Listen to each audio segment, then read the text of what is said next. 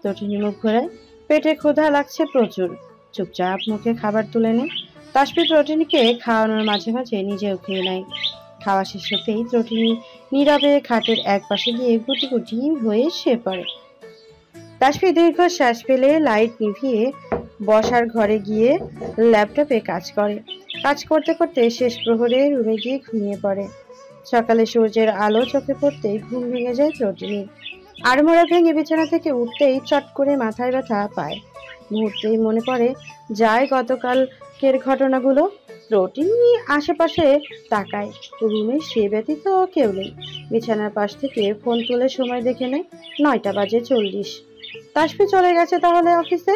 ত্রটিনি বিছানা থেকে নামতেই চোখ যায় টেবিলের উপরে থাকা এক ছোট্ট কাগজের টুকরোর দিকে। ত্রটিনি কাগজের টুকরোটা তুলে ভাঁজ খুলে। খাবার রান্না করে রেখে গেছি, খেয়ে নিও। রাগ করে বাবার বাড়ি চলে যেও না, কেমন? লেখাটা পড়ে কুচি কুচি করে ছিঁড়ে জানালা দিয়ে ফেলে দিল। তারপর খোলা চুলগুলো হাত খোপা করে ওয়াশরুমে চলে গেল ফ্রেশ হতে। টেবিলের উপরে খাবার ঢাকা দেওয়া আছে। ত্রটিনি একটা একটা করে ঢাকনা উঁচু করে দেখে ডাল আর পাঙ্গাস মাছ রান্না করা। পাঙ্গাস মাছ ভীষণ প্রিয় ত্রটিনির। রাগগুলোকে একপাশে রেখে আগে খাবার খেয়ে পেট মস্তিষ্ক ঠান্ডা করে নিল। তারপর ফোনটা নিয়ে বেলকনিতে গিয়ে তনুর নাম্বারে কল দিল। কেমন আছিস তটু? ত্রটিনি জবাব দিল, তুই জানতিস আপু সব? কি জানতাম? অবাক হয়ে বলে তনু। এই যে উনি আদিলকে থ্রেড দিয়ে আমার বিয়ে করেছে এটা? তনু স্বস্তির নিঃশ্বাস ফেলে বলল, ও এটা হ্যাঁ জানি তো। কেন, কি হয়েছে? সিরিয়াসলি তুইও জানতিস আপু? অবিশ্বাসের সাথে বলে ওঠে ত্রটিনি। তুই জানা সত্ত্বেও আমায় বলিসনি। তুই নিজের বোন হয়েও আমায় ঠকালি এভাবে। কোথায় ঠকেছিস তুই? আদিলের সাথে বিয়ে হতো তোর। তুই জানতিস না বাবা রিলেশন করে বিয়ে এসব পছন্দ করে না? আর আদিল কি তোকে ভালোবাসতো? নিজের বিবেককে প্রশ্ন কর। না বাসুক ভালো, আমি তো বেসেছিলাম ভালো। হারাম অলওয়েজ রং হয়। তোর আর আদিলের রিলেশনটা ছিল হারাম। কোন দিক দিয়েই তো তোদের ভালোবাসা পূর্ণতা পেত না। তাহলে এখন পুরনো কাশনি কেটে লাভ কি? এত লাভ লোকসান খুঁজো কেন তোমরা? ভালোবাসা অপরাধ না আপু। ভালোবাসা অপরাধ সেটা আমিও বলিনি, কিন্তু ভুল মানুষকে ভালোবাসা কখনোই ভালো কিছু বয়ে আনে না টুটু। আবেগে না ভেসে বিবেক দিয়ে ভাবো।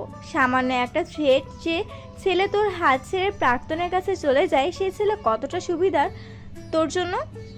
আমাকে তাপসির সাথেই সংসার করতে হবে এখন তাহলে? সেটা তোর ইচ্ছে। বাবাকে কথা দিয়েছিলাম তার অসম্মান হবে এমন কাজ কখনোই করবি না। বাবা কিন্তু জানে না তোর রিলেশনের কথা। এসব নিয়ে ঘাটতে গেলে গর্ত থেকে কেঁচো বেরিয়ে আসবে। তখন কোন দিক দিয়ে সামাল দিবি? আমার কষ্ট, খারাপ, রাগ লাগছে আপু। আমার দিকটাও বুঝো একটু। বুঝি বলেই বলছি, কিছুদিন নিজেকে সময় দাও। তাসফির সাথে ঝামেলা না করে চুপচাপ থাকো। তাসফি যে খুব মহান কাজ করেছে সেটাও বলবো না। সে তোমায় ভালোবেসে ফেলেছে, যার দরুন এমন কার্যকলাপ করে ফেলেছে। তার ভালোবাসার পরিমাপটা দেখো, সে কতটা ভালোবাসে তোমায়। তোমার মন খারাপে তার হৃদয় ব্যাকুল হয় নাকি সেটা দেখো। সম্পর্কের বাঁধনে আবদ্ধ হয়ে গেছো, এখন তো চাইলেই হুটহাট বেরিয়ে আসতে পারবে না। আচ্ছা রাখি। ত্রটিনি ফোন কেটে দিল। অসহ্য লাগছে সবকিছু। জীবনটা কি বিশ্রী ঠেকছে। রাজশাহীর ব্যস্ত শহরে রিকশায় বসে বিরক্তিকর চাহনি নিয়ে বাইরে তাকিয়ে আছে ত্রটিনি। পুরো রাস্তা জ্যামে আটকে আছে। বেশ কিছুক্ষণ বসে থাকার পরও যখন জ্যাম ছাড়ার কোনো সম্ভাবনা দেখলো না, তখন বিরক্তি নিয়ে রিকশা থেকে নেমে রিকশাওয়ালাকে তার প্রাপ্য বুঝিয়ে হাঁটা ধরলো। একে তো গরম, তার উপরে রিকশায় জ্যাম ছাড়ার জন্য বসে থাকলে রাগ তর করে আরো বেড়ে যেত। এর চেয়ে হেঁটে বাসায় গিয়ে বৈদ্যুতিক ঠান্ডা বাতাসের নিচে বসে থাকা ঢের ভালো। তার উপর কাল থেকে রোজা। আজ একটু বেরিয়েছিল কেনাকাটা করার জন্য রোজার। বাসায় ফিরে শরীরের বোরকাটা খুলে ওয়াশরুমে ঢুকে আগে গোসল সেরে নেয়। তারপর ফ্রিজ থেকে নর্মাল পানি বের করে এক গ্লাস পাতি লেবুর শরবত তৈরি করে ঢকঢক করে খেয়ে নেয়। জোহরের আজান কানে আসলেই নামাজ পড়ে আলিয়াদের ফ্ল্যাটে চলে যায়। আলিয়া ড্রয়িং রুমে বসে টিভি দেখছিল। কলিং বেলের আওয়াজ শুনে দরজা খুলে ত্রটিনিকে দেখে খুশিতে আত্মহারা হয়ে পড়ে। দরজা থেকে সরে ত্রটিনিকে ভেতরে আসার জন্য জায়গা ছেড়ে দেয়। ত্রটিনি ভেতরে ঢুকতে ঢুকতে বলে, ভুল টাইমে এসে পড়েছি কি? আলিয়া দরজা লাগাতে লাগাতে জবাব দেয়। আরে না, আমি একটু পরই তোমার কাছে যেতে চাচ্ছিলাম।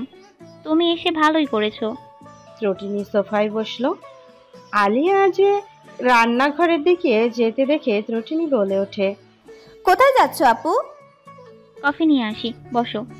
আমি খাবো না কফি, একটু আগেই ঠান্ডা শরবত খেয়ে আসছি, এখন কফি খাওয়ার মুড নেই। তাহলে কি খাবে? কিছুই না, তুমি বসো, আমি অতিথি নই যে এত আপ্যায়ন করতে হবে।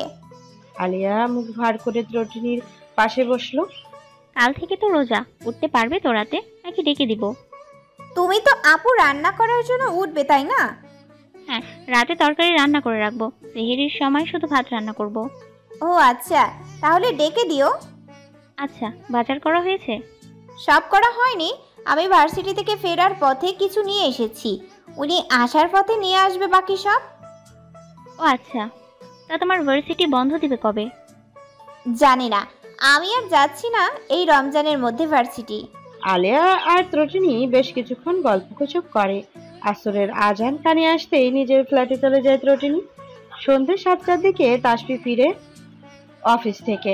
হাতে তার রোজার বাজারগুলো ফ্লোরে রেখে দরজায় কলিং বেল বাজায়। ত্রটিনি দরজা খুলে দেয়। তাসফি একবার ত্রটিনির দিকে তাকিয়ে ফ্লোর থেকে বাজারগুলো হাতে নিয়ে ভেতরে ঢোকে। বাজারগুলো রান্নাঘরে রেখে রাখতে রাখতেই বলে, এখনো রেখে আছো? ত্রটিনি কথা বললো না, পাশ কাটিয়ে রুমে চলে গেল। তাসফি দীর্ঘশ্বাস ফেলে রুমে ঢুকে ওয়াশরুমে গিয়ে ফ্রেশ হয়ে নেয়। রাতের খাবার খাওয়ার সময় ত্রটিনি চুপচাপ নিজের মতো খেয়ে দিয়ে রুমে এসে শুয়ে পড়ে। তাসফি নীরবে দেখে যায় ত্রটিনির কার্যকলাপ। ত্রটিনি চোখ বন্ধ করে শুয়ে আছে, ঘুমোয়নি। তাসফি পাশে এসে শুতেই ত্রটিনি উল্টো দিকে ফিরে যায়। তাসফি শোয়া থেকে উঠে বসে, ত্রটিনির দিকে তাকিয়ে ত্রটিনির বাহুতে হাত দিয়ে বলে, কথাও বলবে না? যা শাস্তি দিবে মাথা পেতে নিব, কিন্তু তোমার এই নীরবতা সহ্য হচ্ছে না। একই সাথে দুজনে থাকছি খাচ্ছি, অথচ কথা হচ্ছে না। এটা কি মানা যায়? তুমি বলো। ত্রটিনি তাসফির হাতটা সরিয়ে দেয়। সেহরির সময় উঠতে হবে রান্না করবার জন্য, এখন এসব কথা বলে ঘুম নষ্ট করার কোনো মানেই দেখছি না। তোমার রান্না করা লাগবে না, আমি রাঁধবো নি, তবু এর একটা মীমাংসা হোক। ত্রটিনি শোয়া থেকে উঠে বসলো। কিসের মীমাংসা? পারবেন আদৌ মীমাংসা করতে? আমি এখনো স্বস্তিতে নিঃশ্বাস নিতে পারছি না। আপনারা দুজন আমার সাথে এত নিচু কাজ করবেন কল্পনাও করতে পারিনি। এর জন্যই তো ক্ষমা চাচ্ছি রোজ।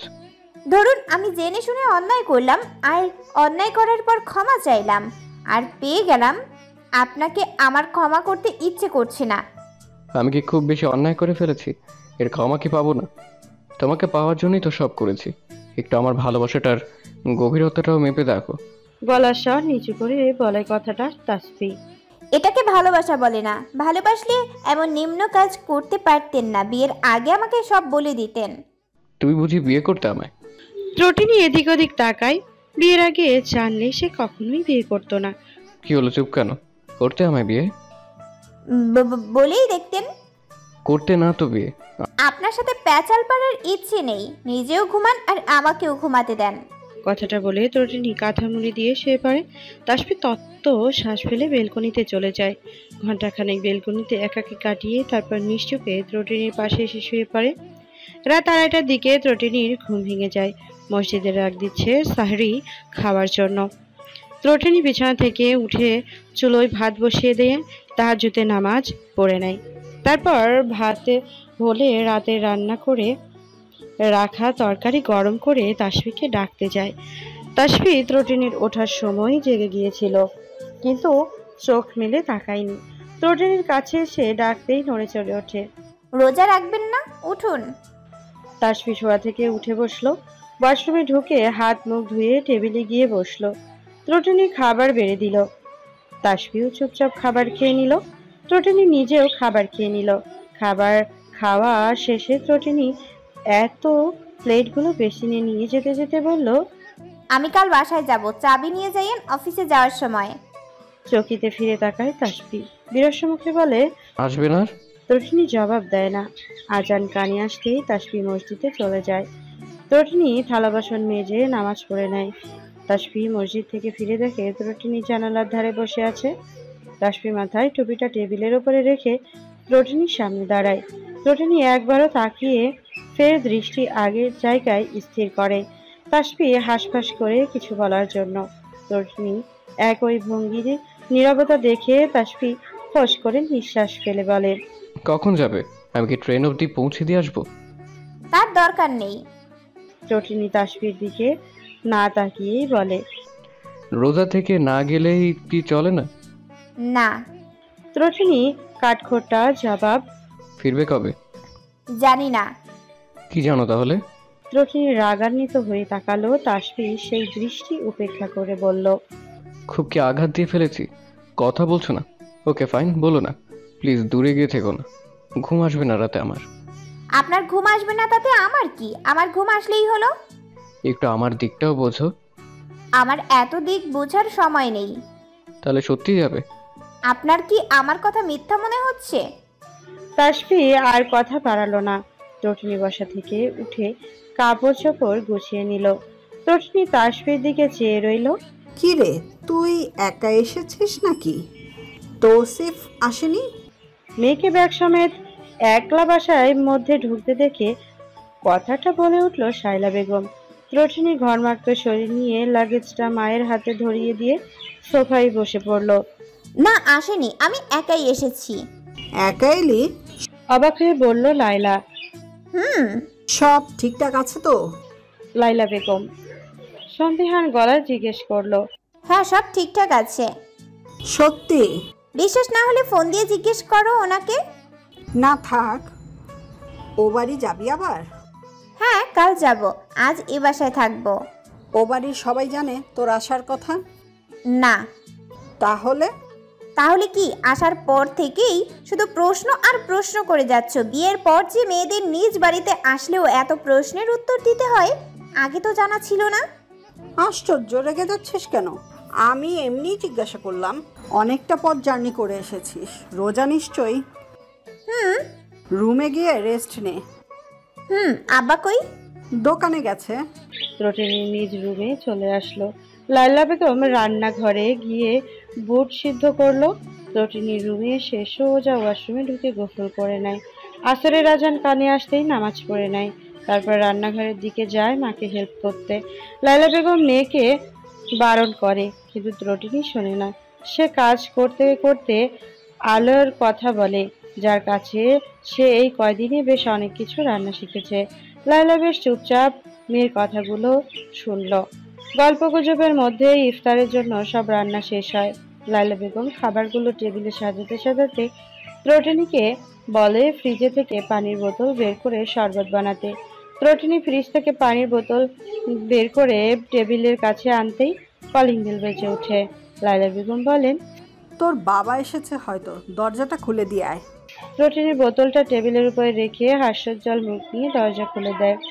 সাথে সাথে তার বাবার চেহারা স্পষ্ট হয়, কিন্তু পাশে আরো একজন পুরুষালী দেহ দেখে চোখ তুলে সেদিকে তাকাতেই হাসি গায়েব হয়ে যায়।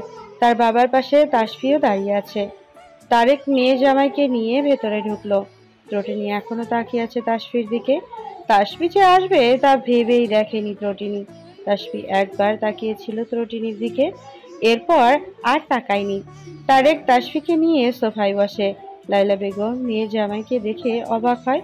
এদিকে ইফতারেরও টাইম হয়ে যাচ্ছে, তাই মেয়ে জামাই আর তারেককে উদ্দেশ্য করে বলে, হাত মুখ ধুয়ে আসো, ইফতারির সময় হয়ে যাচ্ছে। তারেক নিজের রুমে চলে গেল আর ত্রটিনিকে লায়লা বেগম বলল তাসফিকে নিজের রুমে নিয়ে যেতে। ত্রটিনি একবার তাসফির দিকে তাকিয়ে নিজের রুমের দিকে হাঁটা ধরলো, আর পেছন পেছন তাসফিও। রুমের ভেতরে আসতেই ত্রটিনি তাসফির দিকে তাকিয়ে বলে, আপনি এসেছেন কেন? তাসফি শার্টের বোতাম দুটো খুলতে খুলতে বলে, শ্বশুর বাড়ি আসা মানা ছিল নাকি? আমি খুব ভালো করে জানি কেন এসেছেন। তাহলে শুধু শুধু প্রশ্ন করলেন কেন? যাই হোক, ইফতারের সময় হচ্ছে, হাত মুখ ধুয়ে আসছি। তাসফি হাত মুখ ধুয়ে আসলে ত্রটিনিও হাত মুখ ধুয়ে আসে। তারপর ডাইনিং টেবিলে গিয়ে বসে। তাসফি ত্রটিনির পাশে চেয়ারেই বসেছে। আজান কানে আসতে সবাই দোয়া পড়ে পানি মুখে দেয়। ইফতার করা শেষে তারেক তাসফিকে নিয়ে মসজিদে চলে যায় নামাজ পড়তে। লায়লা বেগম আর ত্রটিনি নিজ নিজ রুমে নামাজ পড়ে। কয়েকদিন থাকবে তো এখানে? তারেকের প্রশ্নে হকচকিয়ে যায় তাসফি। ত্রটিনি সেই মুহূর্তেই তাকায় তাসফির দিকে, ফলে চোখাচোখি হয়। তাসফি তো এসেছে ত্রটিনির জন্য, অফিসে গিয়েছিল কিন্তু মন বসেনি কাজে, সেই জন্য সোজা এখানে চলে আসে ত্রটিনিকে দেখতে। আসার পথে রাস্তায় দেখা হয় তারেকের সাথে। তাসফিকে কিছু বলতে না দেখে তারেক ফের বলে উঠল, থাকবে তো টুনটুনি? ও কি যাবে? না আসলে বাবা কালই ফিরতে হবে। আপনার মেয়ে আসতে চাচ্ছিল বলে আসা। ত্রটিনি রাগী চোখে থাকায় তাসফি পাত্তা দেয় না। তাসফি ইচ্ছে করলো হ্যাঁ বলতে, কিন্তু হ্যাঁ বলতে পারলো না। আমি কয়েকদিন থাকবো আব্বু। ব্যাস, কথাটা তড়িৎ গতিতে সে কানে বিঁধল তাসফির। মুহূর্তেই মুখটা চুপসে গেল। রাতের খাবার খেয়ে যে যার রুমে চলে গেল। তাসফি বিছানায় বসে আছে অপেক্ষা ত্রটিনি ওয়াশরুম থেকে আসতেই তাসফি বলে, না থাকলে হয় না, আমার সাথে কাল ফিরে চলো। আমি বলেছি কি আপনাকে আসতে? একা থাকা সম্ভব নয় আমার, প্লিজ চলো। অফিস বন্ধ দিলে তখন আবার নিয়ে আসবো। আমিও বাসায় যাব কাল। বিছানায় বসতে বসতে বলে ত্রটিনি। আচ্ছা, বাসায় থেকে বিকেলের দিকে রওনা হই। পাগল নাকি? রোজার মধ্যে আমি বিকেলে বের হব? আমি কালও রাজশাহী ব্যাক করছি না। তাহলে কবে? উৎসুক হয়ে জিজ্ঞেস করে তাসফি। জানি না কবে, কিন্তু আপনি অফিস বাদ দিয়ে কেন চলে এসেছেন? বউ পাগল একটা দেখাচ্ছেন। আমি সত্যিই বউ পাগল, এটা দেখানো লাগবে কেন? আবার গর্ব করে বলছেন। সত্যি বললাম। আপনাকে দেখলেই তো আমার রাগ লাগছে। একটু মানিয়ে নাও না। একটু ভুল না হয় করেছি, তার জন্য তো ক্ষমা চাইছি। রোজ একটু ক্ষমা করে দেখোই না, আর কখনো কোনো ভুল অন্যায় করব না। মানিয়ে নেওয়ার চেষ্টা করছি বলেই এখনো আপনার সাথে কথা বলছি, তা না হলে এখনো আপনার সাথে কথা বলা তো দূর, আপনার মুখও দর্শন করতাম না। তাসফির মুখে এক চিলতে হাসি ফুটে। ক্ষমা পাচ্ছি তাহলে? জানি না, তবে আপনাকে বিশ্বাস খুব সহজে করতেও পারবো না। সময় নাও, সেক্ষেত্রে আমি অপেক্ষা করব তোমার বিশ্বাস অর্জনের। তবে প্লিজ দূরত্ব তৈরি করো না আমাদের মাঝে, দূরত্ব বড্ড পোড়ায়। রোজা রমজানের মাস, আপাতত দূরত্ব বজায় রাখুন, তাতেই খুশি হব আমি। তাসফি মাথা ঝাঁকালো। ত্রটিনির পাশে শুয়ে পড়তে তাসফি ত্রটিনিকে টেনে তার মাথাটা নিজের বক্ষ পেটে নিয়ে নিল আর বলে, সব দূরত্ব সইতে পারবো, কিন্তু আমার থেকে তোমার দূরত্ব সইতে পারবো না। এই যে তোমার মাথাটা যেই না আমার বক্ষপটে রাখলাম, কেমন শীতল হয়ে গেল। অথচ কিয়ৎক্ষণ আগেও এই বক্ষপটে কালবৈশাখীর ঝড় বইছিল।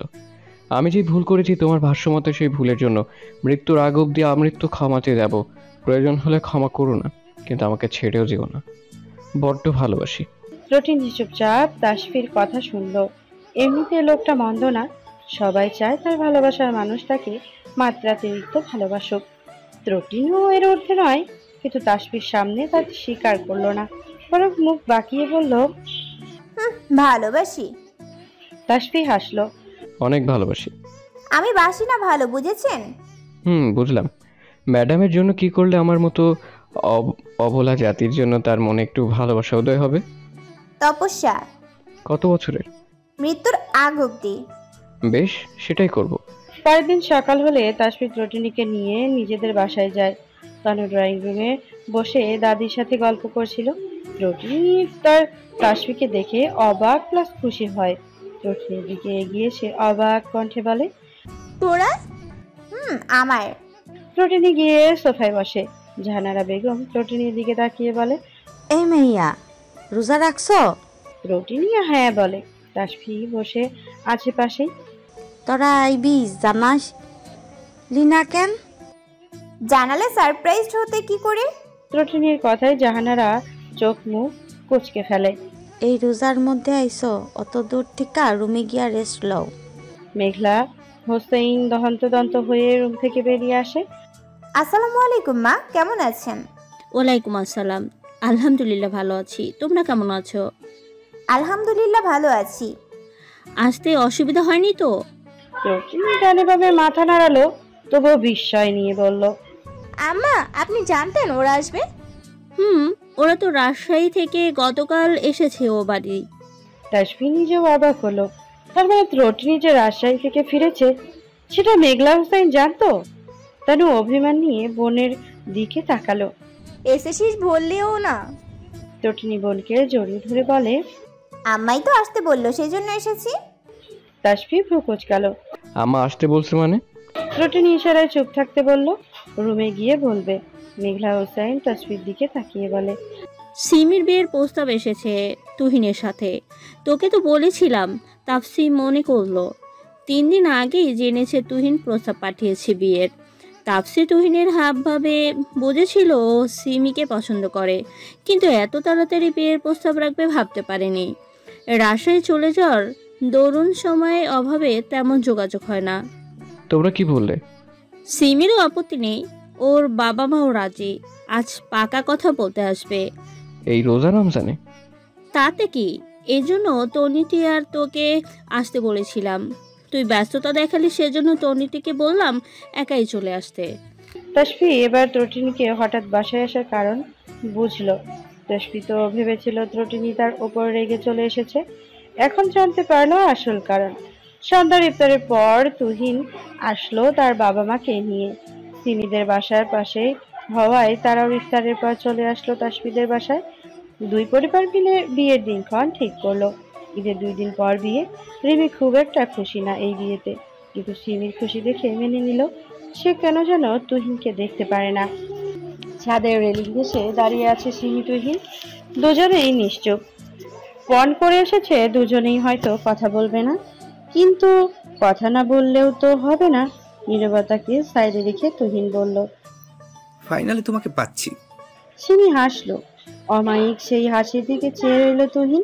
সিমি হাসি থামিয়ে বলল, খুব সহজে ধরা দিয়েছি, অবহেলা করবেন না এই আমিটার।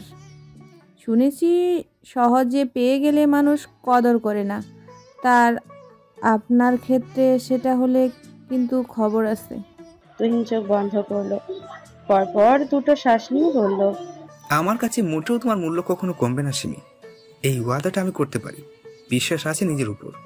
তোমার অমূল্য কখনোই করব না। সিমি আবার হাসলো।